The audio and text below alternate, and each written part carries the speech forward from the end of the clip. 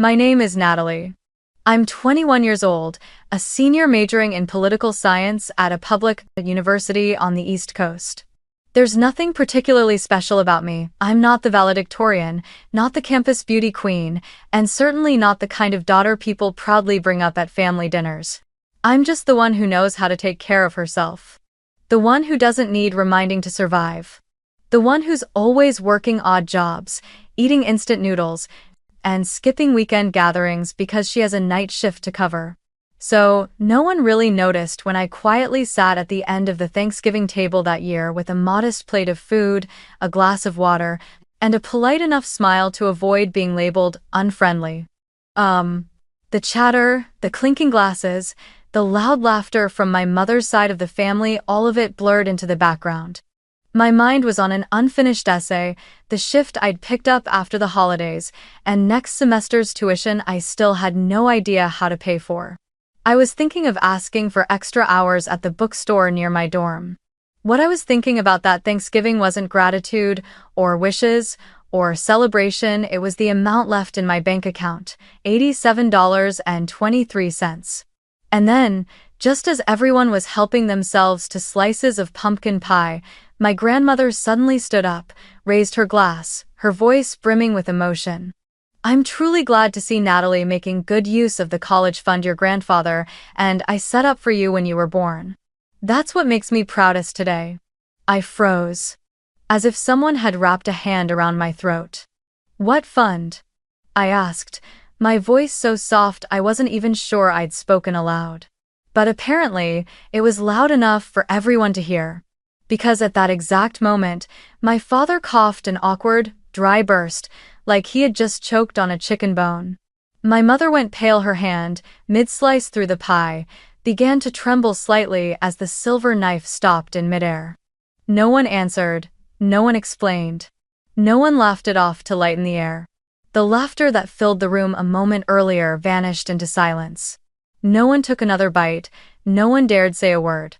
My grandmother stood there, confused, scanning the room, then turned to me. "You didn't know?" she asked. And for the first time in a long while, I looked her straight in the eyes and said, slowly, "Number I didn't." No one responded.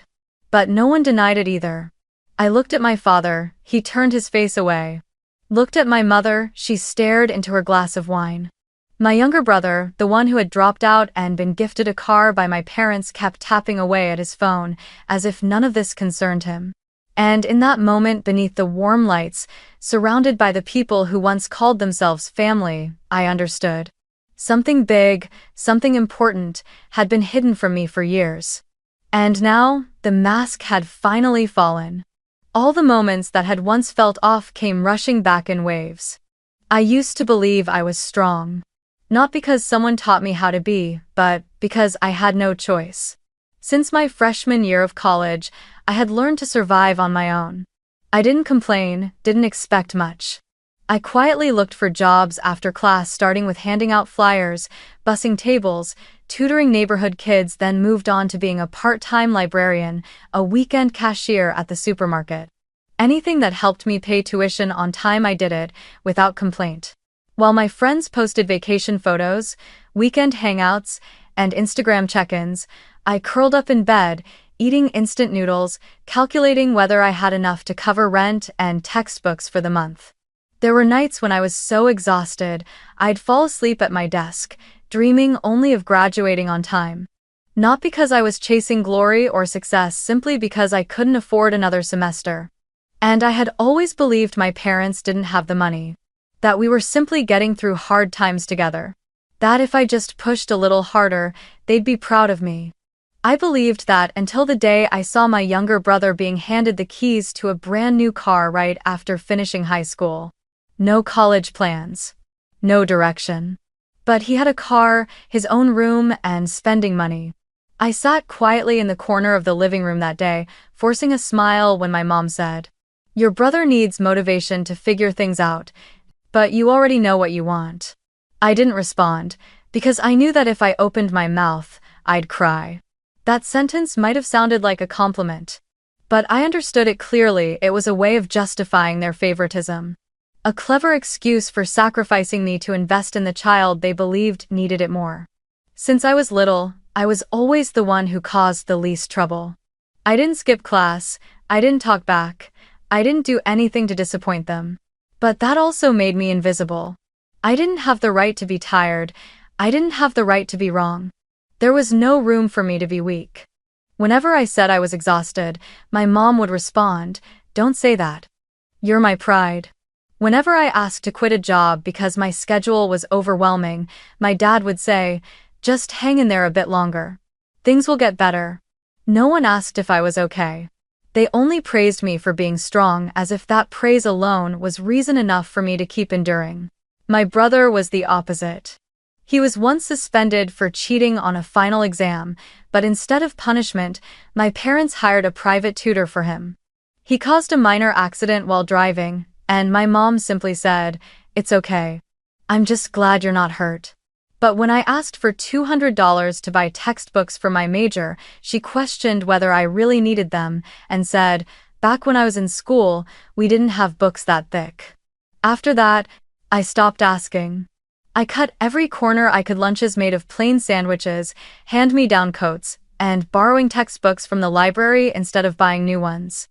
And I didn't tell anyone about it because I thought I should be grateful I even got to go to college.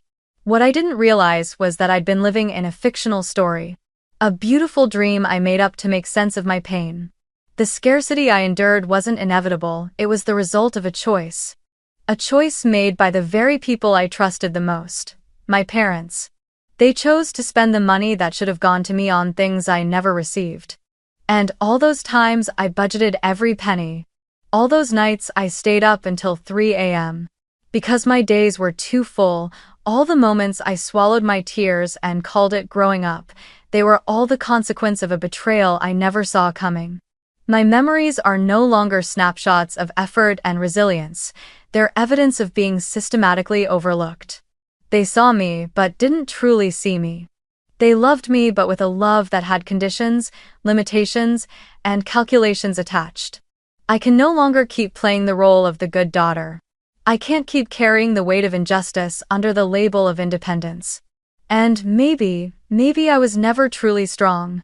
Maybe I was just a child forced to be tough so that others could feel better about their favoritism. But now things are different. Now I know. And for the first time in my life, I allow myself to be angry. Not because I'm weak, but because I've been strong in silence for far too long. That night, I left the dinner early, telling my grandmother I was feeling tired. She hugged me gently, just like always, saying nothing more, but I could clearly see the confusion in her eyes as she watched me walk away. I drove back to my apartment. It was only a 10-minute ride, but it felt like a lifetime. In my head, her words kept echoing.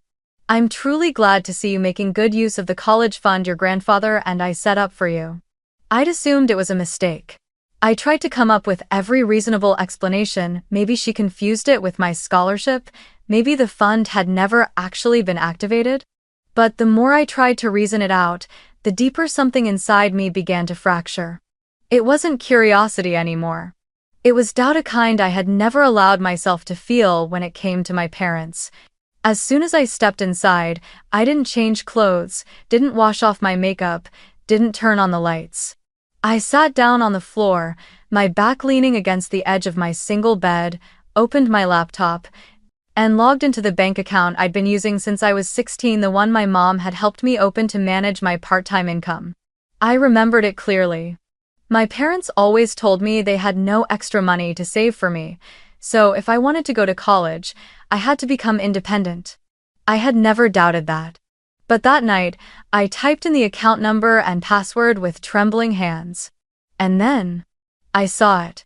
A hidden sub-account I had never noticed in all these years. An account in my name, registered as an education purpose savings fund. Current balance, $0. But when I opened the transaction history, my heart stopped. The account was created when I was just 2 years old, opened by my grandparents. The initial deposit was $10,000. Each year, more money was added until by the time I was 14, the total value of the fund had reached $59,000, $870.21. But starting at age 15, right before I would have had an ID and been able to monitor it myself, the money began to be withdrawn. In chunks of several $1,000s at a time. Each withdrawal was labeled family support. The final transaction occurred 3 months before I entered college, when the remaining balance was completely wiped out. I don't know how long I sat there in silence. I opened a Google Doc and created a table to list every transaction. Then I took screenshots of every withdrawal and saved them. I tried to keep my mind clear, but inside, I wanted to scream. I wanted to smash everything. I wanted to run to my parents and shout, "Why? Why did you let me work myself to the bone every night, eat dry ramen because I didn't have time to boil water, sleep curled up on library chairs while that money, the money that could have helped me live like a normal student, was completely drained?" And by whom? I wasn't even legally allowed to withdraw it as a minor. And I'd never even known that account existed. I called the bank the very next morning, pretending to be a student checking on an education account opened by a guardian. After a few security questions, the bank employee confirmed. The legal representative registered on the account was my father. Every withdrawal had been made by him, or authorized by him for my mother to sign in his place. The bank even had the paperwork on file, complete with matching signatures. In that moment, I didn't feel hurt anymore. I felt cold, bone-deep cold. I sat at the print shop near campus, watching page after page come out of the little printer. One sheet, then two, then three, until they stacked into a thick packet of paper. On it were exact dates, exact amounts, exact names of those who made the withdrawals. No longer suspicion, now it was proof. No longer, maybe they didn't know, now it was undeniable truth. My parents knew about the fund, and they had intentionally taken it without telling me. No notice. No explanation, no apology. And no, they hadn't used it for me, but to pay off debts, repair the roof, and buy a brand new car for my brother. The one who didn't go to college, the one who had never worked a day in his life. I felt like someone had been digging a hole beneath my feet for years, and today, I fell through. All those phrases like, "Be strong, you're independent, just push a little more," now sounded like mockery, like a cruel joke. I didn't know what made me angrier, the fact that the money was taken, or the fact that they never thought I had a right to know. They took my future and called it a sacrifice for the family. But I never agreed to sacrifice, I never gave my consent, and I will not stay silent any longer. Because there's one thing I now understand more clearly than ever. Betrayal doesn't need to shout to hurt you sometimes, it arrives through silence, through a nod disguised as love. Through the years, someone lets you believe you are strong enough to manage on your own, but never worthy of being protected. And that, more than anything, is what I cannot forgive. I didn't sleep that night. Not because I was afraid, but because my mind couldn't stop circling one question. If they could do this behind my back when I was just a child, how many other things have I not been told? I sat on the floor, surrounded by a pile of printed documents, bank statements, account opening papers, transaction logs. Every number felt like a paper cut, not enough to bleed, but deep enough to ache to the bone. I knew I had to do something. For the first time in my life, I didn't care about protecting the family's reputation or keeping the peace. I wanted the truth to be called by its name. I wanted the law to speak for me, because if I stayed silent, who would stop them from doing this to someone else? The next morning, I booked an appointment with the university's free legal aid clinic. My advisor was a young attorney named Miller, sharp eyes, a calm voice, but firm enough to make me feel safe sitting across from him. I handed over everything, no omissions. I made it clear, I wasn't looking for a family meeting or reconciliation. I needed to know, was this illegal? He read each page carefully, occasionally nodding or marking something. When he finished, he looked up and asked a question that made my spine go cold. How old were you when these transactions started? I answered, from 15 to 18. He gave a slow nod. Then Natalie, under state law, any trust account or education fund in a minor's name can only be used for its intended purpose unless there's a court order or written consent from the account holder upon turning legal age. In your case, if there's no signed authorization from you, those withdrawals may constitute misappropriation of a minor's assets. I didn't respond. My throat felt dry, but inside me, a quiet fire began to burn. Not from rage anymore, but because, finally, someone had named my pain. Not responsibility, not sacrifice, but a crime. Attorney Miller walked me through the steps to start a formal complaint. He helped me list the required documents, draft a statement, and prepare to contact the district attorney's office if needed. But before taking any official steps, he advised me to give my family a chance to respond formally. "You're not required to," he said. "But if these are people you once loved, you may need to hear what they say when they can no longer deny the truth." I stayed silent. Inside me, affection and betrayal were tearing each other apart. But eventually, I nodded. I needed to hear them say it, or at least, I wanted them to know their lies had nowhere left to hide. That evening, I sat in front of my screen, hands resting on the keyboard. The email I wrote was brief. Not a single word wasted. I know everything. I have all the proof. Bank confirmations, transaction records, and the original documents from Grandma and Grandpa. Please don't try to soften this. I'm no longer the child you can steer with vague explanations. If there's anything you wish to say, now is the time to say it clearly. I'll wait until Friday. After that, everything will be submitted to the university's legal office and the appropriate authorities. I read the email one last time, then hit send. And then, I just sat there. I didn't cry, I didn't tremble.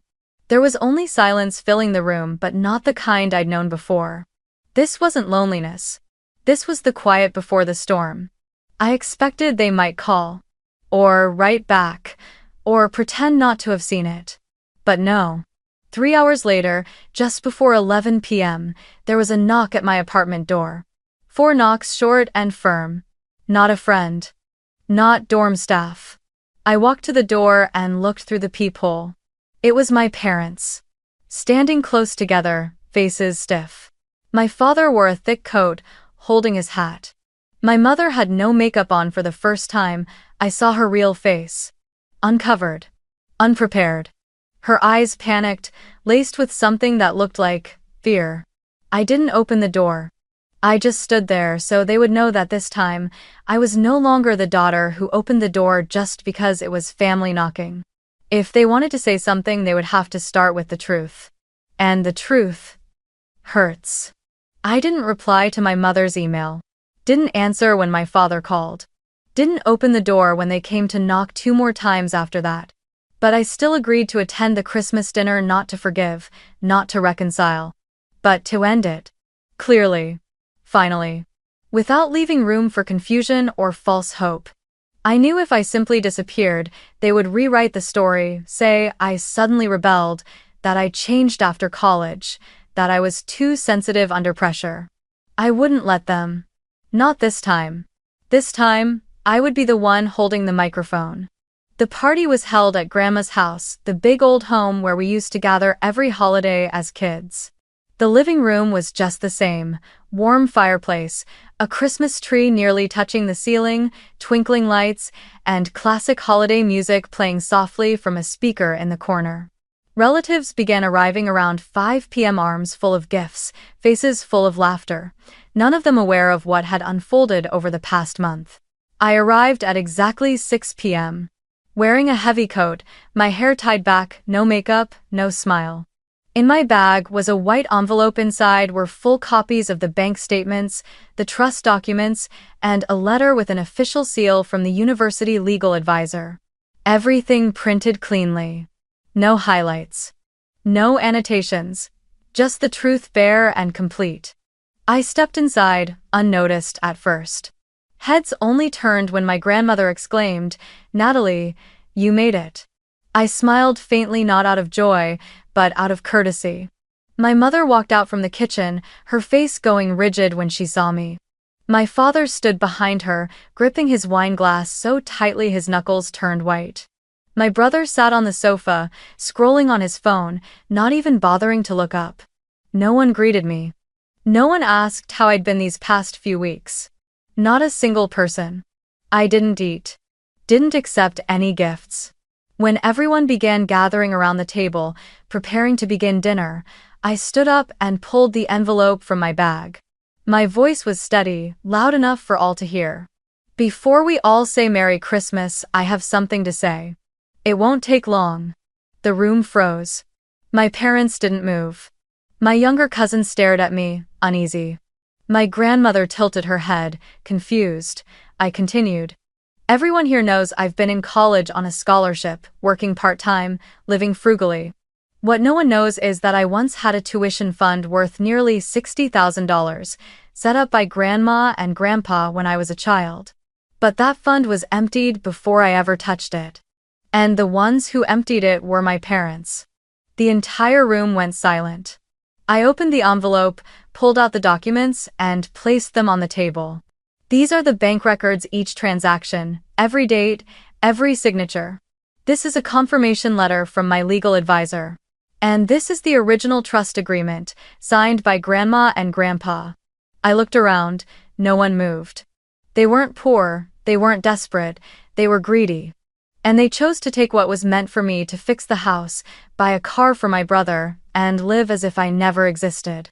My grandmother burst into tears, the kind that fell too fast to wipe away.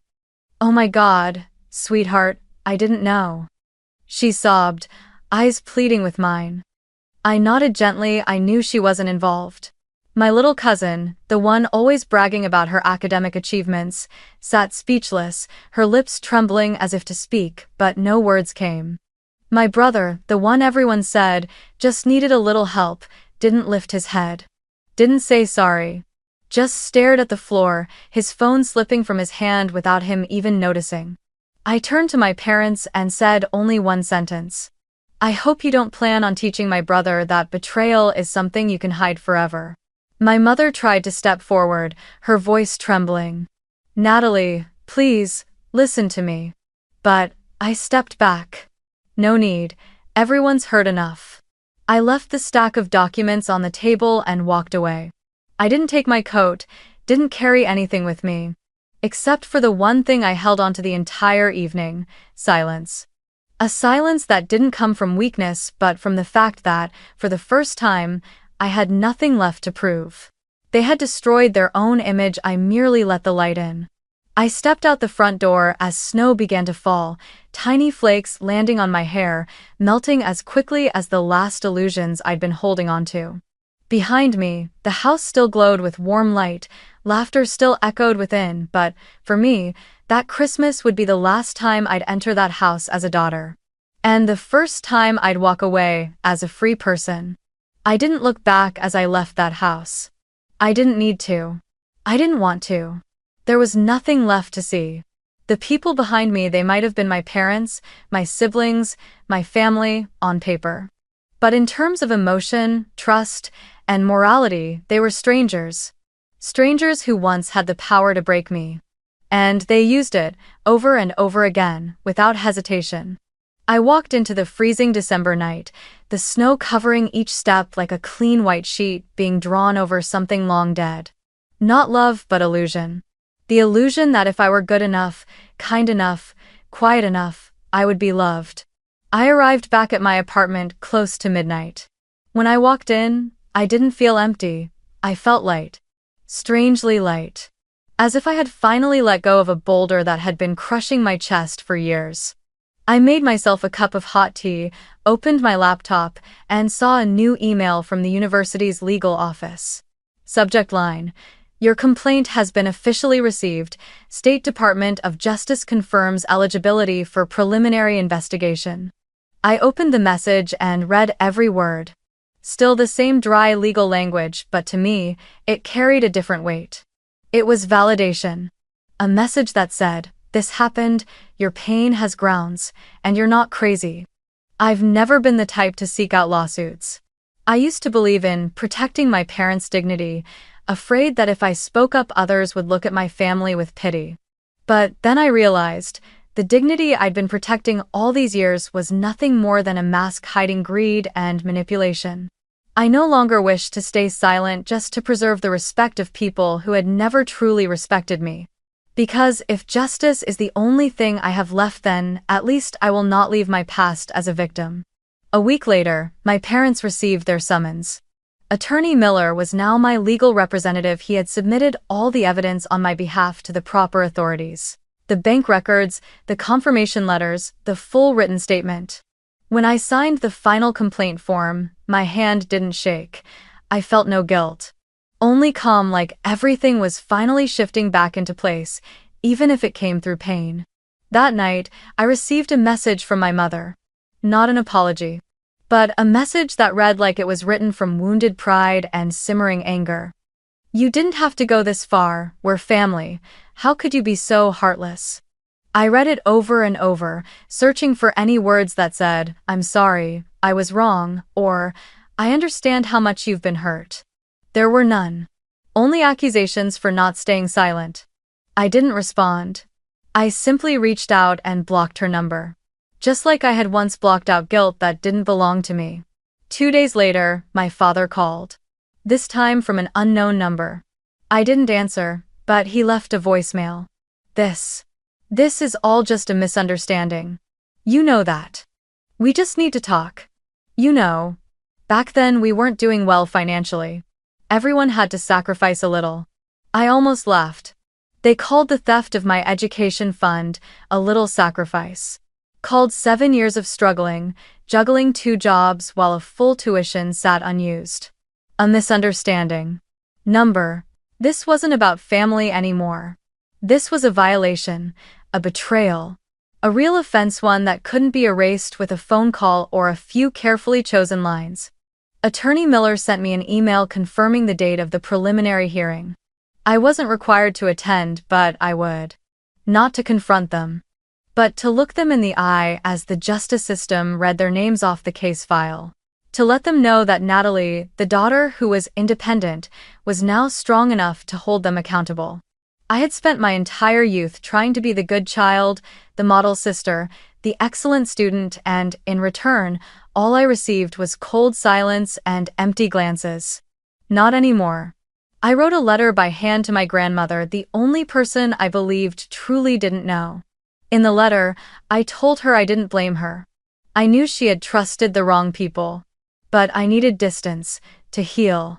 I included a photo of myself, standing outside the university library, holding my graduation gown, eyes looking toward the future. No applause, no celebration. Just proof that I survived without selling my soul for the title of good daughter. When you speak the truth, you don't always get recognition. More often, you receive silence or resentment.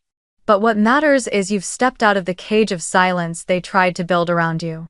And for me, that alone was the strongest act of resistance.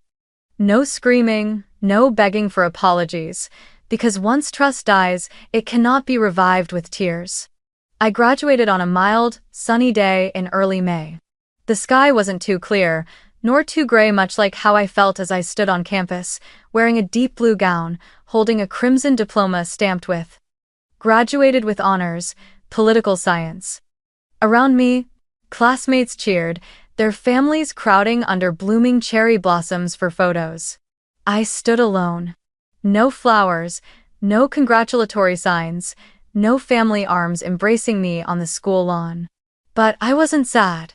Because I knew if their presence was only ever a mask for everything they took from me, then their absence today was the first form of honesty I'd ever known. I sent the graduation photo to my grandmother after the ceremony. No message attached. I didn't expect a reply, but a week later, I received a letter from her. The envelope was old, the handwriting shaky but still legible. Dearest Natalie, I'm sorry I trusted the wrong people. I truly didn't know the fund would become the reason you were hurt. I'm proud of you for doing what no one else in this family dared to do. Breaking the cycle and holding on to your integrity. This is a small gift, not to compensate, but to let you know, At least one person in this family still believes in you. Tucked inside was a personal check for $5,000, not a fortune. But to me, it carried the weight of something far greater. Acknowledgement. For the first time in this long, painful journey, someone said, "I'm sorry," without a single excuse. A few weeks later, I moved to Boston, where I had been offered a position at a policy tech startup as a social data analyst. It wasn't my dream job, but it was the first place where I was valued for my abilities, not for my family's name or any connections. My new apartment was on the 5th floor of an old, quiet building. There was no elevator, so every day I climbed nearly 100 steps, a sweet punishment for the freedom I had finally reclaimed. The apartment was just about 40 square meters, a small living room, a corner kitchen, a bedroom with a window overlooking the park. But everything inside, it was mine. The chair I chose. The painting I hung. The books I arranged the way I wanted. For the first time, I didn't have to ask anyone for permission to live the way I wanted. In the mornings, I woke up early, brewed coffee, opened the window to let the sunlight in. At night, I turned on the warm lights, played old jazz records, and wrote journal entries about my first days at the office. No one checked what time I got home. No one asked how I spent my money. No one mocked me for buying a bouquet of flowers to place on the table. I realized I didn't need laughter around a dinner table to feel worthy. I didn't need to be called the pride of the family to feel like I deserved to be here. I was worthy simply because I was me, because I had walked through the wreckage of a broken emotional system and still held onto my humanity. One Sunday, while reorganizing my books, I stumbled across an old folder: bank statements, complaint forms, letters from the lawyer. I didn't cry when I saw them. But I didn't smile either. It just felt like someone lightly tapped my shoulder and whispered, "Look how far you've come." I carefully stacked everything back into the box and labeled it. Not to hold a grudge, but to remember I survived. I didn't reach out to my parents. I didn't need to know whether they had been sentenced or just warned. That was no longer my focus. Because I had learned something important. Sometimes, justice doesn't come in the form of a ruling, it comes in the form of release. It's the ability to live well without dragging along the faces of those who once made it hard to breathe. It's being able to walk into a bakery and buy yourself your first birthday cake without feeling alone. It's no longer dreading the holidays because no one has the power to ruin them anymore. I have a colleague at work, Sophia, who was the first person to say something that made me cry. That day, I walked into the office soaking wet from the rain, having forgotten my umbrella. She laughed, handed me a towel, and said, "Come in. Everyone has a place here, no one gets left behind." I didn't say anything, but in my heart, I thought, this is the family I choose. Everyone has the right to rewrite what the word family means. For me, it's no longer the people who gave birth to me or provided material comfort. It's the people who never took pieces of my soul to make their lives more convenient. The people who, even with no obligation to love me, chose to do so because they saw me. Truly saw me. I live alone now. But I no longer feel lost. No one controls me, no one makes me feel like I have to be good enough to be loved. And most importantly, no one can take away what belongs to me anymore. Not my money, not my opportunities, not my dignity. I didn't win. I didn't need to. I just needed to live a life that didn't come at the cost of my silence. And if that counts as being saved, then I was the one who saved myself. If you were ever taught to be grateful for being loved in the only way they knew how, even if that way hurt, you know this, love should never come with one-sided sacrifice. If someone ever called you strong, independent, or the pride of the family, and then used those very words as a reason to abandon you when you needed help the most, remember this: your anger is valid. And you are not wrong for feeling hurt. You are not ungrateful. Not weak. Not too sensitive. You are simply brushing up against the truth. I used to believe that silence was maturity. That forgiving quietly was noble. That if I bit my tongue and kept the peace, eventually someone would see that I deserved to be valued. But no. The truth is, Sometimes, the only thing you get from silence is another round of being dismissed. The truth is, family is not a place where betrayal should come without accountability, where they demand you call it love. You can forgive if you choose to. But you also have the right to walk away. You can try to mend things, but you also have the right to draw boundaries. And sometimes, walking away isn't because you've stopped loving, it's because you love yourself enough not to let anyone keep hurting you under the disguise of doing what's best for you. Daring to be angry. Daring to speak. Daring to do what's right even if the whole family stands against you. That's a kind of growth no one teaches you, but you learn it anyway, through blood and tears. If you've made it this far, maybe you've felt like the burden bearer, the replacement, the good child, in a family that never really heard you. Maybe you've sat quietly at dinner, swallowing tears while others were praised and you were told, "You're fine, you can handle yourself." Maybe you've asked yourself if you were asking for too much just for wanting to be loved without needing to earn it. I want to tell you, you're not wrong. Your feelings are not wrong. Anger doesn't make you a bad person. It means you're finally starting to understand your worth. If this story touches something in you, leave a comment. Share a small part of your own journey. Or simply write, "I deserve better." Share it with someone who needs a hug in the form of words, someone standing at the edge between enduring and saving themselves. Who knows, maybe just one story is all it takes for someone to take a step toward their own freedom. And if you want to walk alongside stories like this, don't forget to like, subscribe, and turn on the bell. Because here, we don't tell stories to mourn. We tell them to remind each other. Survival is a victory. And you deserve to be seen, no conditions attached.